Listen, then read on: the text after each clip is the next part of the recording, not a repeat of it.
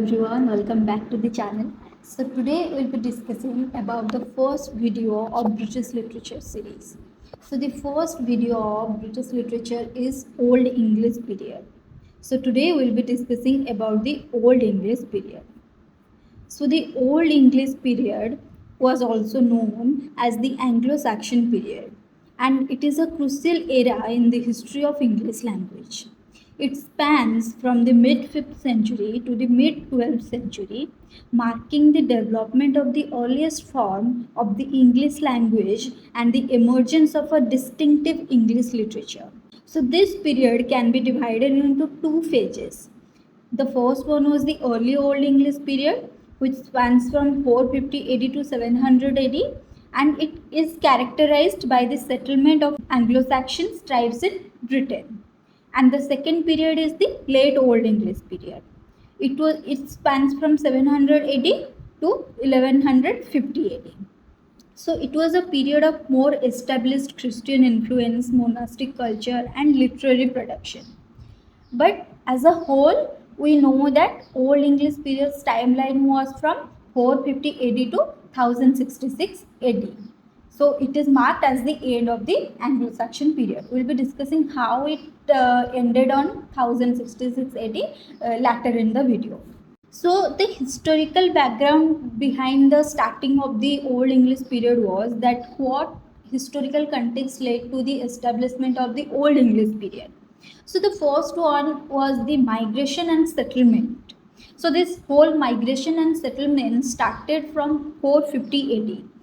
The Old English period begins after the departure of Roman legions from Britain and the subsequent invasion and settlement of the island by various Germanic tribes like the Anglo Saxon, Jews, and Frisians. So these tribes brought with them their language, which combined to form the Old English, which was a Germanic language distinct from the Celtic language spoken by the native Britons.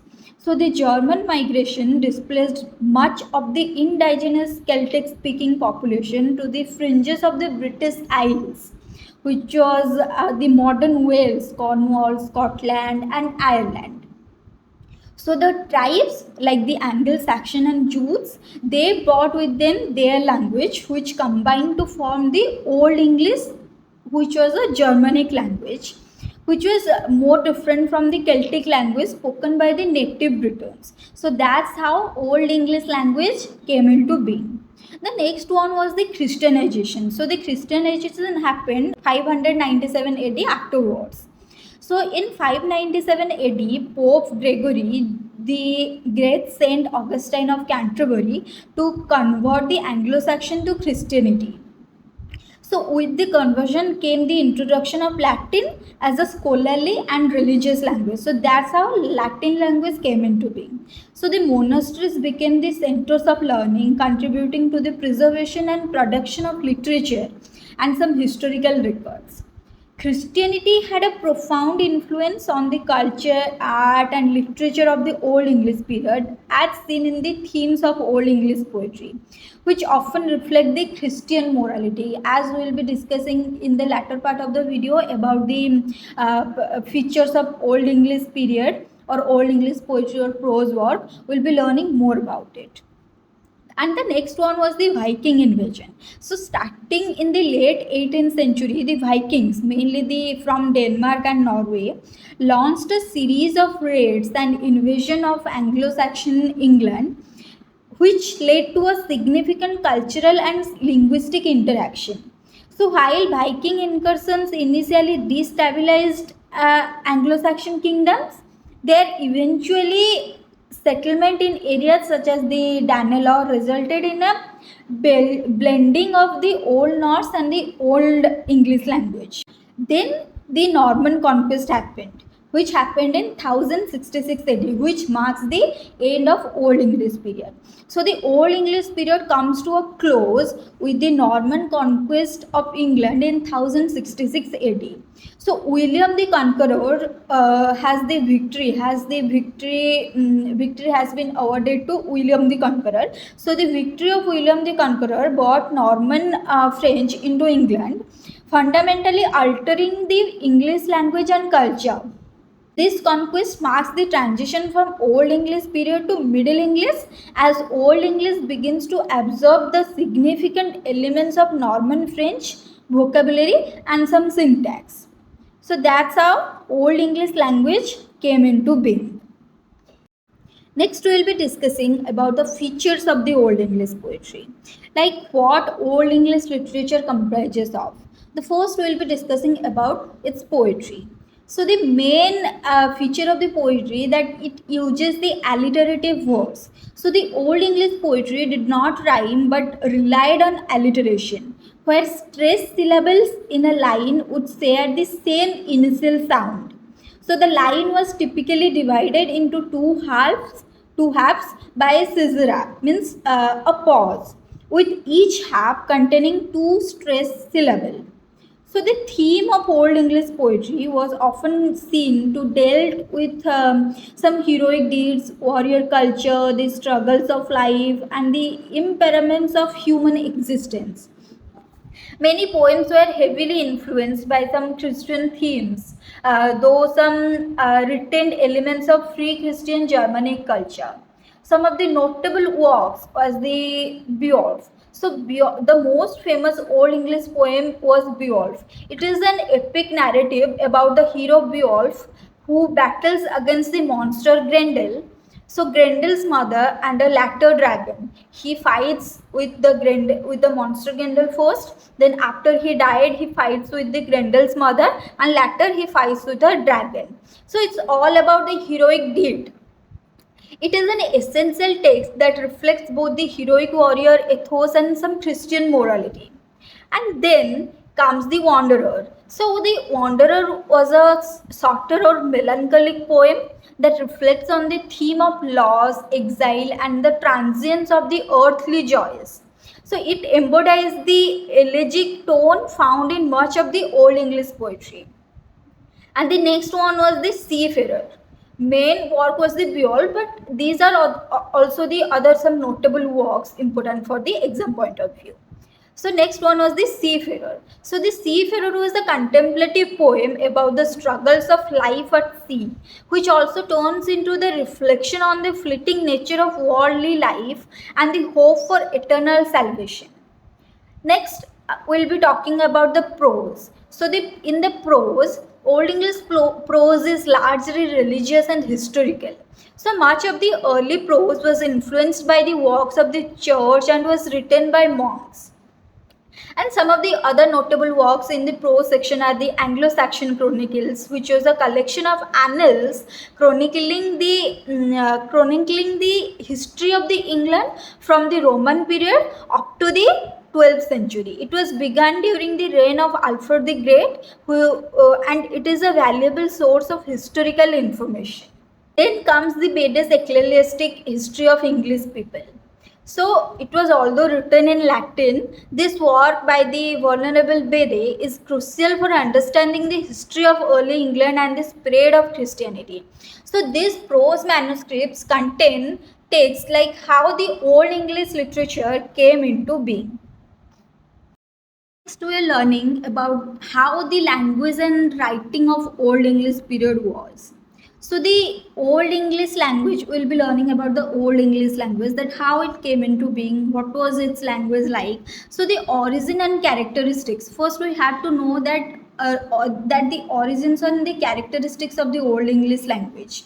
So the Old English or Anglo Saxons, as they belong to the West Germanic branch of the Germanic language and shares many features with Old High German, Old Saxons and Old Norse. So it had a complex system of inflections using various endings for nouns, adjectives, verbs to indicate some grammatical case, number, gender and tense. So there are 4 cases like the nominative, accusative, genitive and dative. There are some strong and weak verbs as well. So verbs were conjugated according to whether they use the vowel changes to indicate the tense or had simple suffixes. So it's a complex we don't have to learn so much about the language, but we have to know in order to understand the whole old English language in a better way. Not that much important from the exam point of view, but still we should learn this, as we will be learning more about the old English text that we have to translate into model English text. So the alphabet and scripts that were used in the Old English period was that the Old English was originally written using the runic alphabet. This runic alphabet was derived from the Germanic runes. However, with the advent of the Christianity, the Latin alphabet was adopted. So the Latin script used by the Anglo Saxon also included several letters unique to the Old English. Uh, so it is not that important, but still you should know that the alphabet and script that was used was mainly written using the runic alphabet, which was derived from the Germanic runes. Next comes about the phonology. So the phonology of Old English was characterized by several consonants that no longer exist in modern poetry. For example, the sound represented by H could be a velar fricative, like the CH in Scottish. So the vowel length was phonemic, meaning that the vowel length could distinguish some words. And then comes the vocabulary. So the Old English vocabulary was predominantly German. So it was all about the Germanic language that the settlers brought with them. So the Old English vocabulary was predominantly Germanic. For instance, words like hus, which was in modern English we say house. Hus, H-U-S. In Old English it was S-H-U-S. But in modern English we pronounced it as H-O-U-S-E. And another example was like signing, C-Y-N-I-N-G. And in modern English we say it king, K-I-N-G. And another example was wife, W-I-F. In Old English wife was pronounced as wife, W-I-F. The written form was like W-I-F. But in modern English we say wife, W-I-F-E. So these are clearly related to their modern counterparts. The Old English somehow related to the modern counterparts, but today we are not learning the Old English language, as they no longer hold any kind of importance. So the vocabulary also includes words borrowed from Latin, especially after the Christianization of England. So words related to religion, education and governance, for example, prize, school, martyr, were adopted from Latin. So this was all about the language and writing of the Old English period. So the major themes we saw in the works where I discussed about the Old English poetry and Old English prose, we saw that the themes in Old English literature was mainly heroism and valor, which was most central in epic poem like Beowulf. And also it was all about fate. It is a belief in an unavoidable destiny, that destiny has the main importance in the works of Old English literature. It also had we saw that it also had some religious conflicts, like between paganism and between Christianity. And it was all about exile and isolation seen in the works like Wanderer, Seafarer. So these are the main themes that we can see in the works of Old English literature, be it in the works of prose or be it in works of poetry. So the influence of Old English literature can seen also in today's literature. So the shaping of the English language, how it happened. So the root words and grammar evolved from Old English to Middle English. So that's how the Old English language has set its whole structure in a better way for the Middle English or modern English. And the influence on later writers also can be seen, like the Old English literature's writers impact can be seen on today's modern writers. For example, Beowulf inspired authors like J.R.R. Tolkien. And so these insights into the early English society, culture, and values still hold that important place for us in the literature we read today. So, Old English literature reflects the struggles and beliefs of early English society. And this Old English period kind of laid the foundation for what would become the modern English today. The culture, literature, the language of this time reflects a transition from pagan warrior society to a Christianized medieval England. So, despite the challenges of Viking invasions, internal conflict, this period kind of saw the production of some of the earliest and most significant works in the history of English literature, particularly in the form of poetry like Beowulf. So, understanding the Old English and its context allows us to appreciate the deep roots of the English language's culture. So, that's it for today.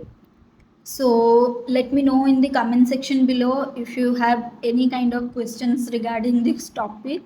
And if you found this video helpful, please make sure to hit the like button and subscribe for more educational content. Bye. See you all soon.